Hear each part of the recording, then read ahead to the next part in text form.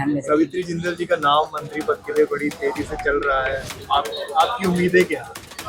क्योंकि इसके बारे में मुझे कुछ मालूम भी नहीं है और मैंने कुछ सोचा भी नहीं है।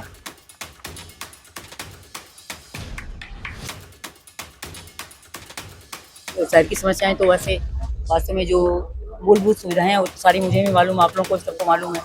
पहले तो मेरा रहेगा प्रयास कि उन्हीं को मैं ठीक करवा सकूँ। बाकी चीज़ों की तरफ तो ध्यान हम फिर देंगे, पहले वो जो ज़रूरी चीज़ें उनको कराएंगे।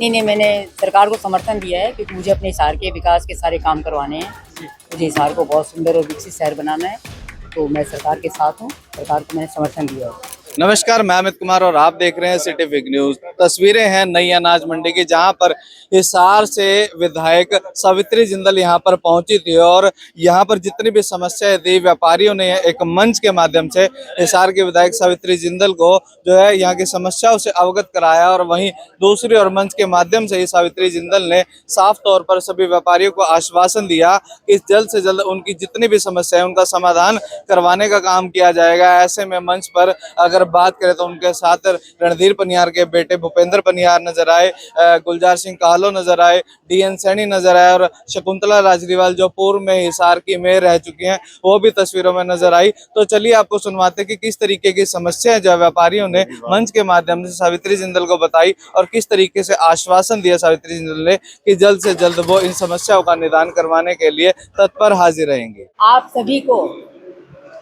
सभी को दशहरा, दुर्गा पूजा और नवरात्रि की हार्दिक बधाई एवं शुभकामनाएं।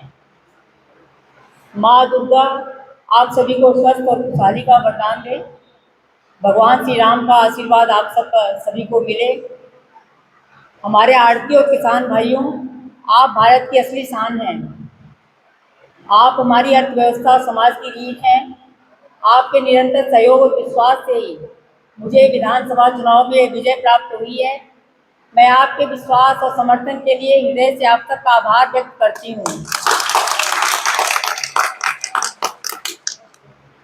आज का ये कार्यक्रम मुख्यमंत्री श्री नायब सिंह सैनी जी ने पूरे हरियाणा में मंडियों में जाने का हमें आदेश दिया है कि हम जाएं और व्यापारियों, आड़तियों और किसानों की समस्याओं को सुने और प्रशासन के साथ तालमेल बिठाकर समाधान निकालें।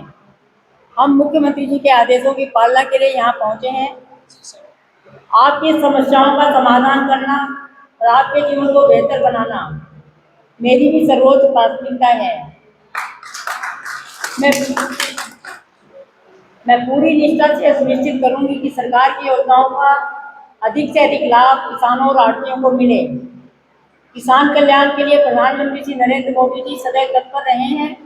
उनका कहना है कि किसान जितना सशक्त होगा, हमारा देश भारत भी उतना ही मजबूत होगा। किसान अन्नदाता ही नहीं, जीवनदाता भी है। जब वे समृद्ध होते हैं तो देश समृद्ध होता है। इसीलिए वे प्रधानमंत्री किसान सम्मान निधि के तहत देश के 12 करोड़ किसान भाइयों को 6,000 रुपये प्रति वर्ष की सहायता प्रदान कर रहे हैं।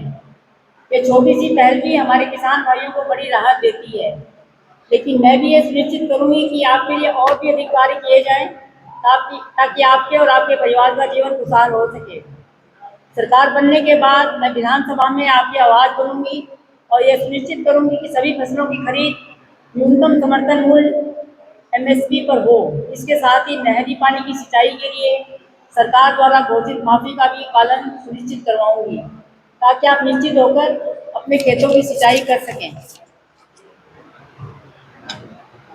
मैं सरकार से यह भी आग्रह करूंगी कि हमारे किसान भाइयों को मंडियों में अपनी फसल बेचने के लिए किसी प्रकार की असुविधा का सामना न करना पड़े।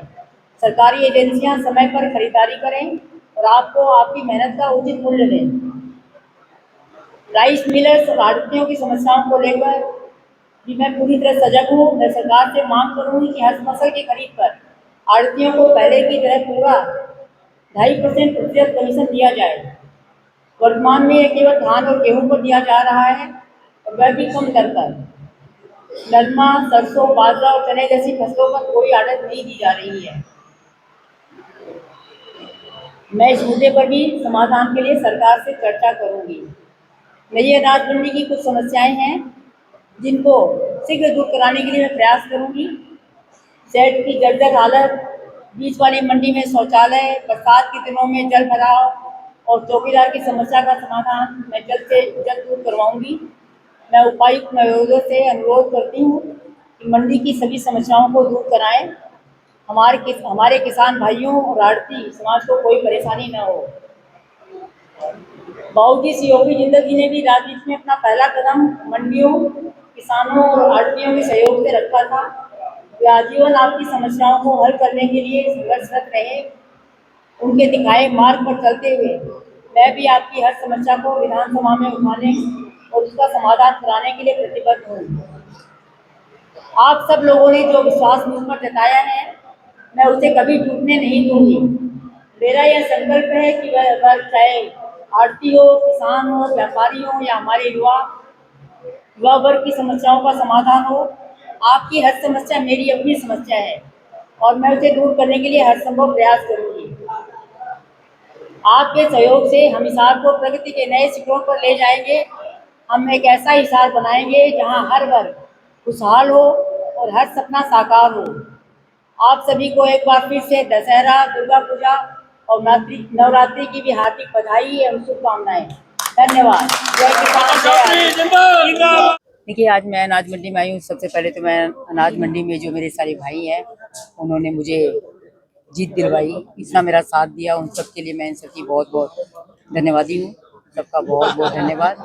और आज इनकी जो समस्याएं हैं, जैसे पानी भर जाता है, शौचालय ठीक नहीं है, सफाई व्यवस्था ठीक नहीं है, बिजली की भी कमी है, तो सारी चीज़ कई कमियां हैं, इन्होंने लिख कर दिया है। तो उसको हम लोग सारी दूर करवाने की, सरकार के सहयोग से सब दूर करवाने का प्रयास करेंगे। एक जो और अभी चर्चा ये भी जारी है कि आप बीजेपी में शामिल हो सकते हैं, ऐसा? नहीं, मैंने सरकार को समर्थन दिया है क्योंकि मुझे अपने हिसार के विकास के सारे काम करवाने हैं। मुझे हिसार को बहुत सुंदर और विकसित शहर बनाना है, तो मैं सरकार के साथ हूँ। सरकार को मैंने समर्थन दिया है। तो मंत्री बनाने का कोई बातचीत आ रही है? अभी ऐसी कोई बात नहीं है। और मैं तो, देखिए, मेरी जनता ने तो जिससे मुझे प्यार दिया है, मैं अपनी जनता का इसी तरह से सेवा कर सकूँ, मैं यही चाहती हूँ। मैम, आज जो ज्यादातर समस्याएं थी, जिस तरह से व्यापारी आपसे मिले हैं, बेसिकली क्या समस्याएं उन्होंने उठाई हैं आपके सामने? मंडी के अंदर तो मंडी के सारे फर्श जो है नीचे हैं, तो पानी यहाँ पर बहुत जल्दी भर जाता है और जल्दी निकलता नहीं, तो जो उनकी फसल होती है वो खराब हो जाती है। सबसे बड़ी तो पानी की समस्या है और फिर बिजली की लाइट कम है, शौचालय ठीक नहीं है, तो सफाई व्यवस्था भी ठीक नहीं है। यही चीज़ इन्होंने बताई है, तो इन सबका मैं सरकार के सहयोग से पूरा ठीक कराने का पूरा प्रयास करूँगी। कोई मेजर समस्या भी बताइए, जो कोई बड़ा प्रोजेक्ट या कुछ ऐसा मेजर समस्या भी कोई नहीं है। पहले तो यही समस्याएं हैं, जो हमारी छोटी छोटी समस्याएं हैं, पहले हम उनको दूर करवाएंगे और कोई मेजर लगेगा तो फिर उसको भी ध्यान में रखेंगे। सवित्री जिंदल जी का नाम मंत्री पद के लिए बड़ी तेजी से चल रहा है, आपकी उम्मीदें क्या हैं? लेकिन इसके बारे में मुझे कुछ मालूम भी नहीं है और मैंने कुछ सोचा भी नहीं है। मैंने तो सिर्फ और सिर्फ, अगर मिलता है तो जो चीज मिलती है आदमी सभी लेने को तैयार होते हैं, कौन छोड़ता है। ये तो हम भी बात उठाएंगे, हमारी माता जी मंत्री बने। मंडी वालों ने स्कूल में ट्रांसफर करने की मांग उठाई है। आज उसकी भी बात है, उसके बारे में बात करेंगे, क्योंकि उसके बारे में पूरा मुझे मालूम नहीं, क्योंकि पहले स्कूल तो बनवा दिया गया था, ये अभी भी मंदिर में स्कूल चल रहा है, तो उसके लिए कई बार प्रॉब्लम हो जाती है, तो मैं उसके लिए भी बात करूंगी। जो भी हमारी समस्याएं हैं, सारों को मिल बैठकर हम लोग सारी दूर कर लें, ठीक कर लें। मंडी की समस्या आपने सुनी, बाकी शहर की समस्याओं को लेकर कोई मीटिंग या कोई अभी आपका प्लान किया? नहीं, धीरे धीरे करके अब शुरू करूंगी। अभी पहले मंडी की है, अभी बाकी शहर की भी करूंगी। और शहर की समस्याएं तो वैसे वास्तव में जो मूलभूत सुविधाएं हैं वो तो सारी मुझे भी मालूम, आप लोगों को सबको मालूम है। पहले तो मेरा रहेगा प्रयास कि उन्हीं को मैं ठीक करवा सकूं, बाकी चीज़ों की तरफ तो ध्यान हम फिर देंगे, पहले वो जो जरूरी चीज़ें उनको कराएंगे।